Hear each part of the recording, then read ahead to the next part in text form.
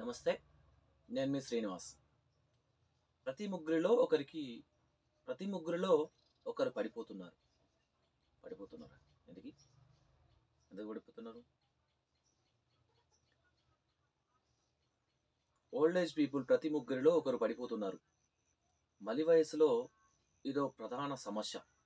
తూలి పడితే తుంటి ముప్పు మానసిక దౌర్బల్యానికి దారితీస్తుంది. కింద పడిపోవడానికి కళ్ళు బయర్లు కమ్మడం ఓ ముఖ్య కారణం. ఇంపీరియల్ కాలేజ్ ఆఫ్ లండన్ ఆధ్వర్యంలో అధ్యయనంలో వెల్లడి.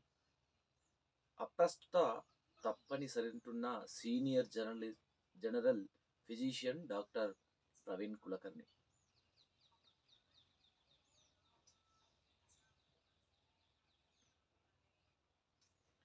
అప్పటికే బీపీ షుగర్లతో బాధపడుతున్న ఓ పెద్ద ఆయన 70 సంవత్సరాలు బాత్రూంలో జారిపడి తలకు గాయం అవ్వడంతో ఆసుపత్రిలో అత్యవసర చికిత్స పొందాల్సి వచ్చింది. 2 రోజుల పాటు ఐసీయూలో చికిత్స పొందితే గాని ప్రాణాలతో బయటపడలేదు. మరి ఇంకొకరు 73 సంవత్సరాలు ఇంట్లోనే నడుస్తూ పడిపోయాడు. వెన్నుపూసకు బలమైన దెబ్బ తగలడంతో 6 వారాల పాటు మంచానికి పడుకోవాల్సి వచ్చింది.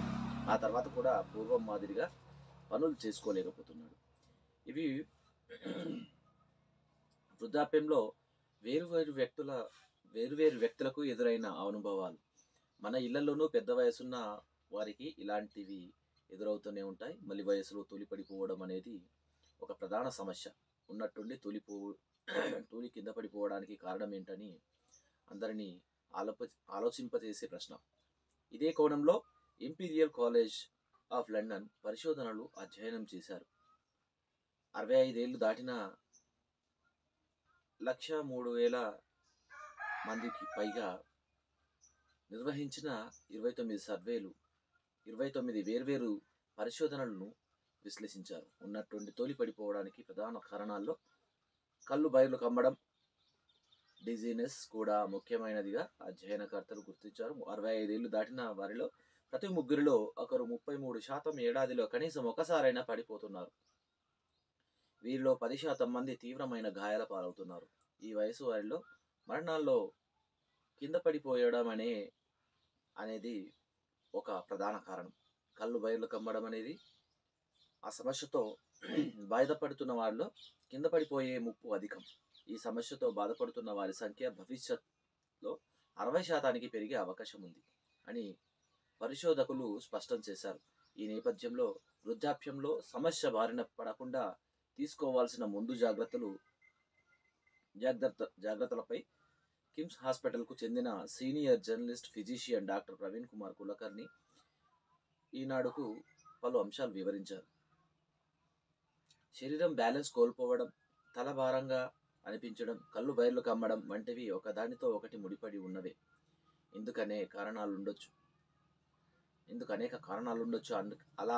అలా ఎందుకు జరుగుతోందో అని గుర్తించాలి. తద్వారా చికిత్స సరిగా పొందితే మళ్ళీ పడిపోకుండా జాగ్రత్తలు తీసుకోవచ్చు. శరీరాన్ని సమస్థితిలో ఉంచేందుకు చెవి కీలకంగా వ్యవహరిస్తుంటుంది.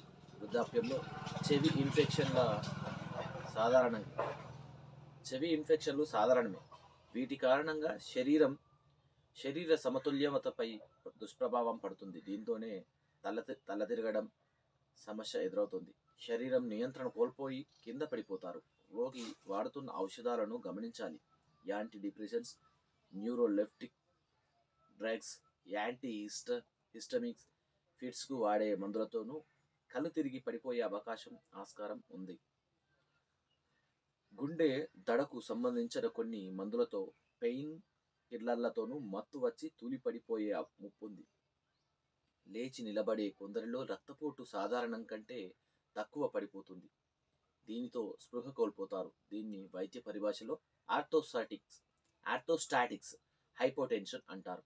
షుగర్ స్థాయిలు గణనీయంగా తగ్గిపోయినా, వాడే మందులు మోతాదులు ఎక్కువగా ఉన్న కింద పడిపోయే ప్రమాదం ఉంది.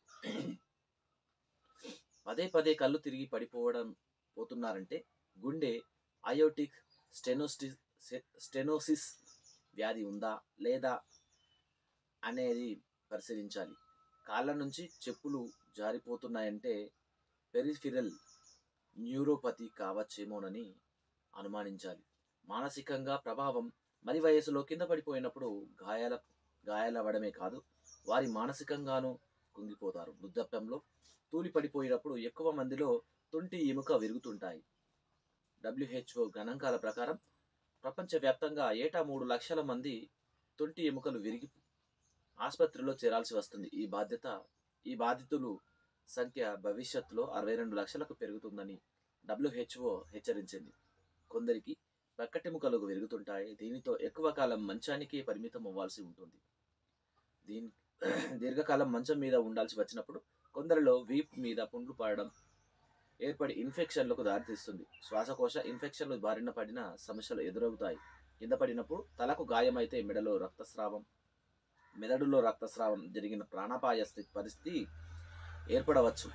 గతంలో మాదిరిగానే స్వేచ్ఛగా తిరిగే పరిస్థితికి దూరమై ఎక్కువ కాలం ఒక గదికి మంచానికి పరిమితం అవ్వాల్సి వచ్చినప్పుడు తాము చేసుకునే పనులు పరిధి తగ్గిపోతుంది. ఇది మానసిక దౌర్బల్యానికి కూడా దారితీస్తుంది. వారిలో ఆందోళనకు, కుంగుపాటుకు నెలకొంటుంది. మళ్ళీ కింద పడే ముప్పు పెరుగుతుంది. వయసు రీత్యా పెద్ద మనుషులు అంటే 65 నుంచి 70 సంవత్సరాల కాలంలో సాధారణంగా ఏం చెప్పాలంటే వాళ్ళు తిండి కూడా చక్కగా తినలేని సమయం వయసు. మరి వారికి ఎనర్జీ కూడా అంతగా ఉండదు, అంటే శక్తి కూడా అంతగా ఉండదు. మరి ఇట్లాంటి సందర్భంలో వాళ్ళ శరీరం తూలి కింద పడిపోతూ ఉంటారు. అదేవిధంగా కళ్ళు బైర్లు గమ్మడం లాంటివి జరుగుతూ ఉంటాయి. కళ్ళు బైర్లు కమ్మినప్పుడు కింద పడిపోతూ ఉంటారు. మరి చెవుల వల్ల కూడా మరి సమస్యలు వచ్చేలాగా ఉన్నది అని చెప్పేసి అంటున్నారు. మరి ఇంకొకటి ఏంటంటే ముఖ్యంగా ఇక్కడ ప్రస్తుత కాలంలో ప్రతి చిన్న విషయానికి కూడా ఆర్ఎంపీలను సంప్రదిస్తూ ఉంటారు పల్లెటూళ్ళలో. ఆర్ఎంపీలను మరి ఇక్కడ ఏం జరుగుతూ ఉంటుంది, హై డోస్ చిన్నగా జ్వరం వస్తే చాలు 650 mg ఇట్లాంటి హై డోసులు వేసుకోవడం వల్ల శరీరానికి మరి మత్తు ఎక్కువ పెరగడం జరుగుతూ ఉంటుంది అని చెప్పేసి అంటా ఉన్నారు. పెయిన్ కిల్లర్స్ వాడడం కూడా దీనికి ఒక సమస్యను ఇంకా పెంచే అవకాశం ఉందని చెప్పేసి అంటున్నారు. మరి anti depressions, neuroleptic drugs, anti histaminics, ఫిట్స్కు వాడే మందులతోనూ కళ్ళు తిరిగి పడిపోయే ఆస్కారం ఉందని చెప్పేసి అంటున్నారు. గుండె దడకు సంబంధించిన కొన్ని మందులతో, పెయిన్ కిల్లర్లతోనూ మత్తు వచ్చి పడిపోయే అవకాశం ఉందంటున్నారు. మరి పడిపోతున్నారు అని అంటే వీటిని కాస్త తగ్గించాలి. కానీ మనకున్న అలవాటు ఏంటి, అయ్యో వేస్తే ఇప్పటి ప్రస్తుతానికి మనకు ఆరోగ్యం కుదుట పడుతుంది కావచ్చు అని చెప్పేసి ఆలోచిస్తాం మనం. ఇట్లాంటివి మరి ప్రస్తుతానికని చూస్తే మరి భవిష్యత్తు అనేది లేకుండా పోతుంది. ఇప్పుడు పాపం పెద్దవాళ్ళు వాళ్ళు పడిపోవడం అనేది చాలా అంటే అది చాలా దురదృష్టకరమైన సందర్భం. ఎందుకనంటే ఒక వ్యక్తి తన పనులు తాను చేసుకోవాలంటే స్వతహాగా తన కాళ్ళ మీద తాను నిలబడ్డప్పుడే తన పనులు తాను చేసుకోగలుగుతారు. మరి ఇట్లాంటిది రావద్దు అని అంటే మనము ఇప్పటి నుంచే అట్లాంటి వాటిని తగ్గించాలి. ఇంకొకటి ఏంటంటే పాపం ఎప్పుడు పడుకొని ఉంటారు. ఇక పెద్ద మనుషులు అయిన తర్వాత ఏం చేయలేరు కదా. ఇట్లా కింద పడిపోతే కాలు చేతులు విరిగిపోతాయి, తొంటి విరిగిపోతుంది. మరి ఎటు నడవలేని పరిస్థితి అవుతుంది. కనీసం వాళ్ళు బయటికి వెళ్ళి మలమూత్ర విసర్జన చేసుకోలేని పరిస్థితులు వస్తాయి. మరి అట్లాంటి టైంలో మరి చూసుకోవాల్సిన పిల్లలు కూడా వారిని ప్రేమగా చూసుకోలేరు. కాబట్టి మరి ఎక్కువగా స్ట్రెస్ తీసుకోకుండా, మానసిక ఒత్తిడి లేకుండా మరి వాళ్ళు ఆరోగ్యంగా ఉండడానికి చూడాలి. సమాజంలో ఇట్లాంటివి చాలా జరుగుతూ ఉంటాయి. కాబట్టి మరి ఈ ముఖ్యంగా మెడిసిన్ తీసుకోవడమే ఎక్కువ అవుతూ ఉంటుంది. తిండి విషయంలో వాళ్ళు తీసుకునేదే చాలా తక్కువ తిండి. మరి షుగర్ స్థాయి పడిపోతుంది అప్పుడు. నిజమే, అది షుగర్ స్థాయి లేకపోతే ఇప్పుడు శరీరంలో షుగర్ ఏదైనా కూడా ఎక్కువైన బాధనే, తక్కువైన బాధనే.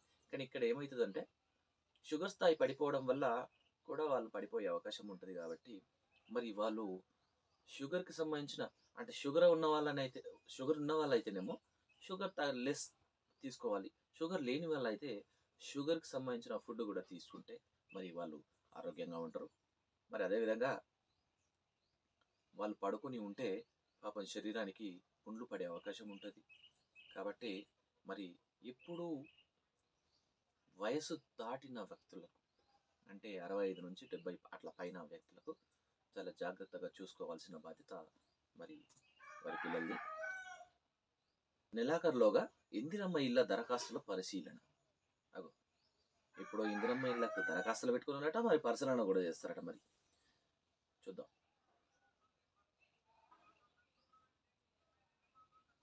కలెక్టర్లతో వీడియో కాన్ఫరెన్స్లో మంత్రి పొంగులేటి శ్రీనివాసరెడ్డి.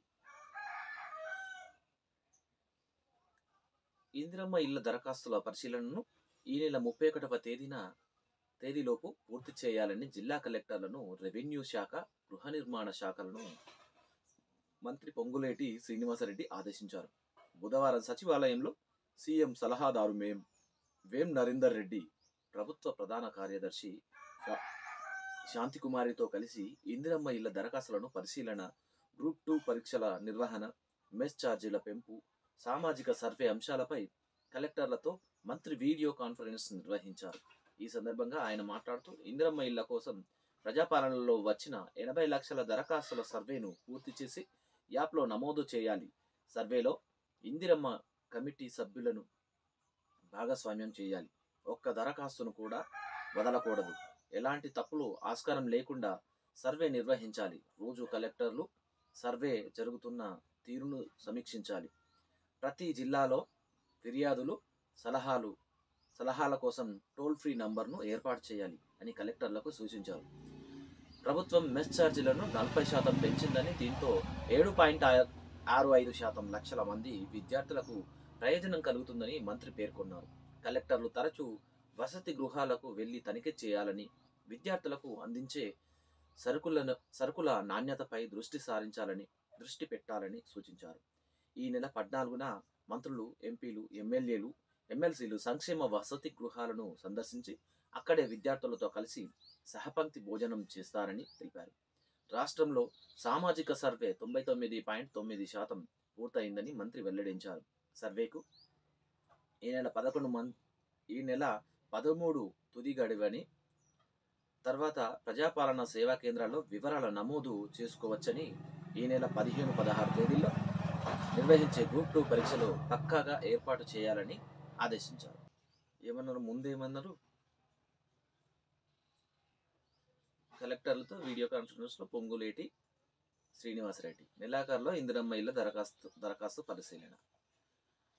నెలాఖరులో దరఖాస్తు పరిశీలన అంటే మరి ఇండ్లు వస్తాయా? సరే, వాటిని పక్కన పెడితే ఇంకేమంటున్నారు? ప్రతి జిల్లా కేంద్రాల్లో సలహా కోసం టోల్ ఫ్రీ నంబర్ ఏర్పాటు చేయాలి అని కలెక్టర్లకు సూచించారు. ప్రభుత్వం మెస్ ఛార్జీలు 40% పెంచిందని, దీంతో 7.65 లక్షల మంది విద్యార్థులకు ప్రయోజనం కలుగుతుందని మంత్రి పేర్కొన్నారు. సార్, పాపం వాళ్ళకి 40% పెంచి మంచి పని చేసిండ్రు. అయితే ఇంకొకటి ఏంది, ఇక్కడ వసతి గృహాలకు వెళ్ళి చెక్ చేయాలి. వసతి గృహాలకు వెళ్ళి చెక్ చేస్తారు సార్. అక్కడ రోజు వెళ్ళరు కదా.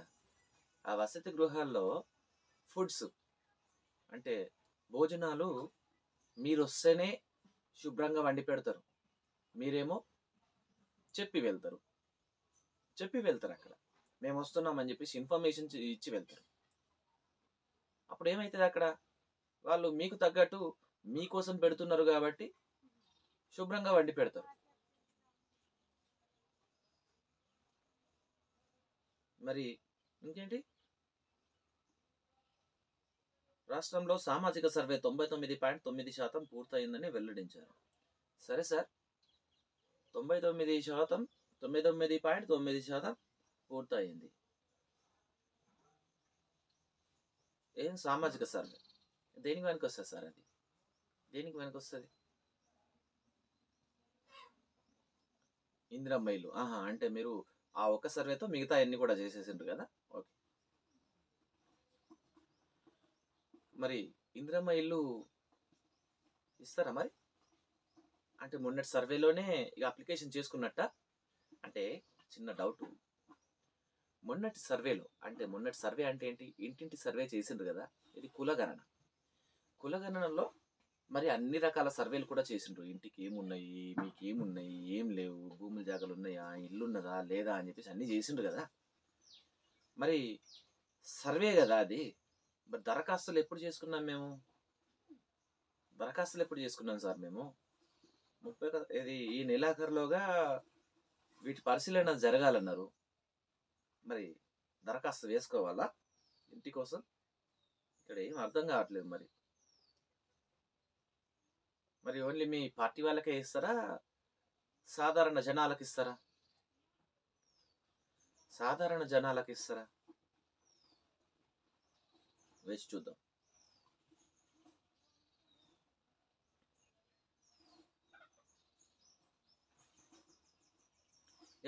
అక్రమం అని తెలిసే అనుమతులా? ఏంటిది? అక్రమం అని తెలిసే అనుమతులట. ఏంటిది? నిర్మాణాలను కూల్చివేసినందుకు నష్టపరిహారాన్ని అధికారుల నుంచి రాబట్టాలి. వారి ఆస్తులను జప్తు చేస్తే తాతలు కనిపించాలి. హైకోర్టు ఘాటు వ్యాఖ్యలు. ఈనాడు హైదరాబాద్. ఏ విషయంలో అంటే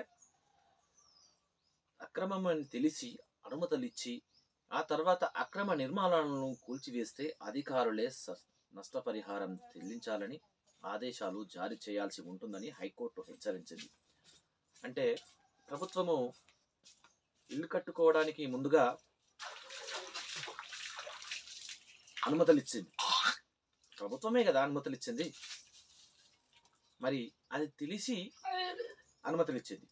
ఆ తర్వాత ఈ హైడ్రా పేరుతో కూల్చింది. అలాంటి వారిని హైకోర్టు మరి గట్టిగానే గట్టిగానే వారిని అరుచుకునేటట్టు కనబడతా ఉంది. అక్రమ నిర్మాణాలని కూల్చేస్తే అధికారులే నష్టపరిహారం చెల్లించాలి. ఎవరికి? కోల్పోయిన వాళ్ళు.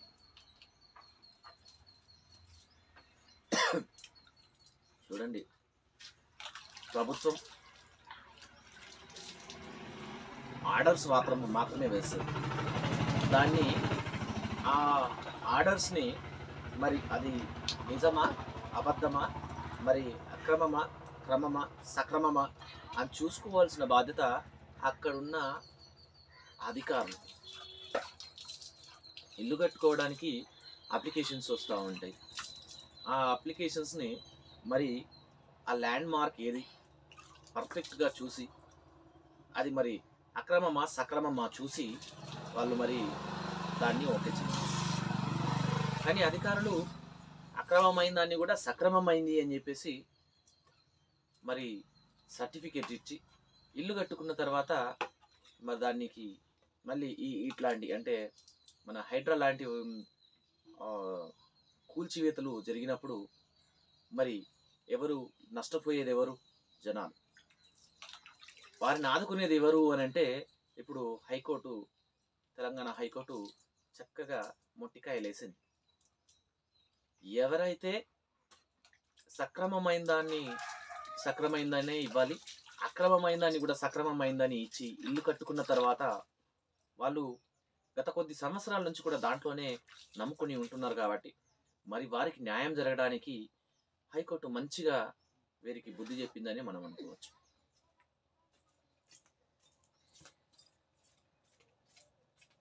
ఎవరైతే అధికారులు ఉన్నారో వాళ్ళ దగ్గర నుంచే ఆ ధనాన్ని రాబట్టాలి అని చెప్పేసి అంటున్నారు. అంటే ఏది? అధికారులపై క్రిమినల్ కేసులు నమోదు చేయాలని ప్రస్తుతం ఆదేశాలను జారీ చేశామని, ఇకపై అక్రమ నిర్మాణాల కూల్చివేతపై వ్యవహారంలో వాటికి అనుమతులు ఇచ్చిన అధికారుల ఆస్తుల జప్తును చేయాలని చెప్పేసి ఆదేశాలు జారీ చేయాల్సి ఉంటుందని వ్యాఖ్యానించింది. ఏంటిది?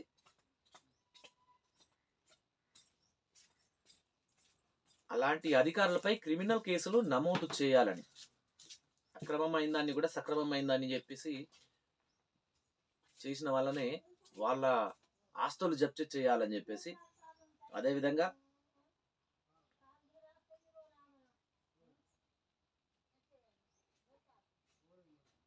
రంగారెడ్డి జిల్లా శంషాబాద్ మండలంలో నక్కుడు గ్రామంలోని నంగర్సికుంట FTL బఫర్ జోన్ పరిధిలో ఉన్న నిర్మాణాలను తొలగించాలంటూ ఇరిగేషన్ అధికారులు ఇచ్చిన నోటీసులను సవాలు చేస్తూ సచిన్ జైస్వాల్ మరో ఇద్దరు హైకోర్టులో పిటిషన్ దాఖలు చేశారు. దీనిపై జస్టిస్ సివి భాస్కర్ రెడ్డి బుధవారం విచారణ చేపట్టారు. పిటిషనర్ తరపున వాదనలను వినిపించారు. నీటిపారుదల శాఖ అసిస్టెంట్ ఎగ్జిక్యూటివ్ ఇంజనీర్ ఈ నెల 4న గోడకు నోటీసులు అతికించారని, 7 రోజుల్లో FTL బఫర్ జోన్ పరిధిలో ఉన్న నిర్మాణాలను తొలగించాలని అందులో పేర్కొన్నారు. అనుమతులను తీసుకుని నిర్మించుకున్న రేకుల ఇళ్లను కూల్చివేయడానికి ప్రయత్నిస్తున్నారని, తమ నిర్ణయాల విషయంలో జోక్యం చేసుకోకుండా ఆదేశాలు ఇవ్వాలని కోరారు.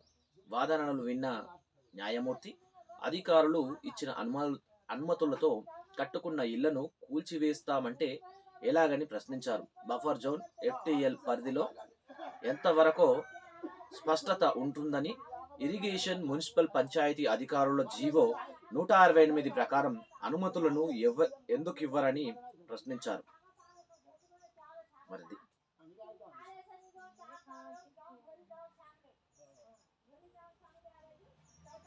హామీలను విస్మరించిన కాంగ్రెస్. ఇక బీఆర్ఎస్ వాళ్ళు మరి విజృంభిస్తారు కాంగ్రెస్ మీద. కేటీఆర్ హామీలను విస్మరించిన కాంగ్రెస్.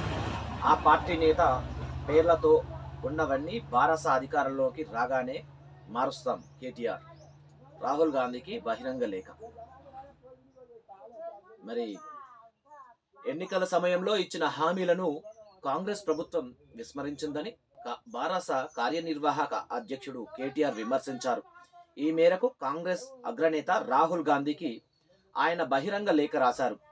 దాన్ని బుధవారం మీడియాకు విడుదల చేశారు. మీరు ఇచ్చిన గ్యారంటీల్లోని హామీలన్నీ గారడీలేనని అర్థమైంది. రైతు భరోసాను మొదలు పెట్టలేదు. పింఛన్ రూపాయలు 4,000కు పెంచలేదు. తొలి ఏడాదిలో 2 లక్షల ఉద్యోగాలు భర్తీ చేస్తామని చెప్పిన కాంగ్రెస్ ఇచ్చిన కొలువులు 12,527 మాత్రమే. యువతకు ఇస్తామన్న 10 లక్షల వడ్డీ లేని రుణాలు ఏమయ్యాయి? ఏకకాలంలో రైతులందరికీ 2 లక్షల రుణమాఫీ చేయలేదు. 620 మంది రైతులు తెలంగాణలో ఆత్మహత్య చేసుకున్నారు. హామీలను అమలు చేయకుంటే ప్రజలను క్షమాపణలు కోరాలి. మూసీ సుందరీకరణ బారాస హయాంలోనే STPల నిర్మాణం పూర్తయింది. అయినా ఆ ప్రాజెక్టుకు 1,50,000 కోట్లు ఖర్చు చేస్తామని పూటల వేటకేనని ఎవరిని అడిగినా చెబుతారు. కాంగ్రెస్ చర్చలలో బాధితులైన వారు తమ బాధలను చెప్పుకోవడానికి వస్తుండడంతో తెలంగాణ భవన్ నేడు జనతా గ్యారేజ్లా మారింది. మళ్ళీ బారాస ప్రభుత్వం ఏర్పడి వెంటనే ఇందిరా, రాజీవ్ గాంధీ సహా కాంగ్రెస్ నాయకుల పేర్లతో ఉన్న ప్రతి సంస్థ పేరును మార్చడంతో పాటు సచివాలయం వద్ద ఇటీవల ఏర్పాటు చేసిన తెలంగాణ తల్లి, రాజీవ్ గాంధీల విగ్రహాలను గాంధీ భవన్ కు సకల మర్యాదలతో సాగనంపుతాం. ఉద్యమ సందర్భంలో కోట్ల మందిలో స్ఫూర్తి నింపిన తెలంగాణ తల్లి స్వరూపాన్ని అవమానించి ప్రజలపై కాంగ్రెస్ తల్లిని బలవంతంగా రుద్దే ప్రయత్నం చేస్తున్నారు. మా ప్రభుత్వం హయాంలో తెలంగాణ పునర్నిర్మాణంపై పెట్టాం తప్ప రాజీవ్ ఆరోగ్యశ్రీ, రాజీవ్ గాంధీ అంతర్జాతీయ విమానాశ్రయం పేరు మార్చలేదు. ఇందిరా గాంధీ విగ్రహాల జోలికి వెళ్ళలేదు. ప్రజల దృష్టిని మళ్లించే రాజకీయాలను కాంగ్రెస్ ప్రభుత్వం మానుకుంటే మంచిదని ఆ లేఖలో పేర్కొంది అన్నారు. అయితే మరి ఇచ్చిన ఆరు హామీలు నెరవేర్చకుండానే మరి ఆ హామీలను తుంగలో తొక్కి మరి ఏదైతే బీఆర్ఎస్ చేసిన పనులను కాదు, ఇవి మంచివి కాదు అన్నట్టు మరి మారుస్తున్నారు కదా. వాటిని మారిస్తే రాబోయే కాలంలో మేము ప్రభుత్వంలోకి వస్తాం. మరి అప్పుడు మేము అసెంబ్లీలో ఉన్న రాజీవ్ గాంధీ విగ్రహాన్ని మరి నిర్మించిండ్రో అక్కడ స్థాపించిండ్రో ఆ విగ్రహాలను కూడా మరి గాంధీ భవన్కు సకల మర్యాదలతో పంపిస్తామని చెప్పేసి అంటున్నారు. మరి అదేవిధంగా అట్లా అంటూనే రాజీవ్ రాజీవ్ గాంధీ ఎయిర్పోర్ట్ పేరు కానీ మేము మార్చామా, లేదా మీరు అక్కడక్కడ నిర్మించిన రాజీవ్ గాంధీ కానీ లేదా ఇందిరాగాంధీ కానీ విగ్రహాలు వేశారు మేము కూర్చామా? మరి తెలంగాణలో ఇలాంటివి జరుగుతున్నాయి. ఇలాంటి వాటికి దీటుగా మేము రాబోయే తరంలో ఖచ్చితంగా మేము మా ప్రభుత్వాన్ని ఏర్పరుస్తాం. అప్పుడు ఖచ్చితంగా మేము వీటిని తొలగిస్తాం అని చెప్పేసి అంటున్నాడు. కేవలం మీరు 12,527 ఉద్యోగాలు మాత్రమే ఇచ్చిండ్రు. అంటే కాంగ్రెస్ హామీ ఇచ్చింది కదా, సంవత్సరంలో 2 లక్షల ఉద్యోగాలను భర్తీ చేస్తామని చెప్పేసి. కాంగ్రెస్ అంటే ఓన్లీ రేవంత్ రెడ్డి మాత్రమే కాదు, రాహుల్ గాంధీ కూడా, సోనియా గాంధీ గారు కూడా, ప్రియాంక గాంధీ గారు కూడా కదా. మరి ఇక్కడ వాళ్ళు సెంట్రల్, వాళ్ళు ఏది చెప్తే అది ఇక్కడ జరగాలి. మరి ఇక్కడ అట్లా జరగట్లేదు. వాళ్ళ మాట మాత్రమే, అంటే వాళ్ళకేం లేదన్నట్ట. ఆచార్యుల పదవి విరమణ వయస్సు 65కు పెంచండి. పెంచడం ఏందయ్యా? అసలు పెంచుడు ఏంది నాకు అర్థం కాదు. వయసు పదవి విరమణ పెంచుడేంటిది అంటే ఇక్కడ అసలు నాకు చిన్న డౌట్. 4 లక్షల మంది ఉన్నాం. 4 లక్షల మందికి ఎంతమంది ఉద్యోగులు కావాలి? అన్ని సంస్థల్లో, అన్ని శాఖల్లో. ఆటోమేటిక్ ఇవ్వచ్చు కదా జాబ్స్, ఆటోమేటిక్ ఇవ్వచ్చు కదా. అంటే ఆయనేమో రిటైర్డ్ అయిన వాళ్ళని తీసుకొని చేసిండు పని, ఓకే. మీరేమో వయసు పెంచుతున్నారు, ఇది ఓకే, బాగుంది. మరి ఈ యువత ఎటు పోవాలా? అసలు మీరు వయసు పెంచి ఆ జాబ్స్ని, అంటే ఆ ఖాళీ చూపెట్టట్లేదు. అంటే మీకు కావాల్సిన వాళ్ళని అక్కడే పెట్టుకొని అంటి గట్టిగా గమ్స్టిక్లకు అతుకు పెట్టుకొని మీరు మీ 5 సంవత్సరాల కాలాన్ని వెల్లదీస్తారు. 65కు పెంచండి, అంటే 60కు క్లోజ్ చేయాల్సిన దాన్ని 65కు పెంచండి, అంటే 5 సంవత్సరాలు ఇక్కడ సమయం ఉంటుంది.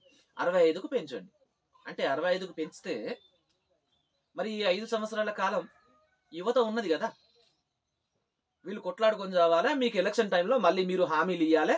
ఆ హామీల కోసం అయ్యో మాకు చేస్తుంది అని చెప్పేసి మళ్ళీ మీ చుట్టూ దింపుకొని మళ్ళీ మీ పబ్బం కలుపుకోవాలి. మీ ఎలక్షన్ల సమయంలో వాళ్ళని మళ్ళీ వాడుకోవాలి. ఇదేనా మీ ఆలోచన?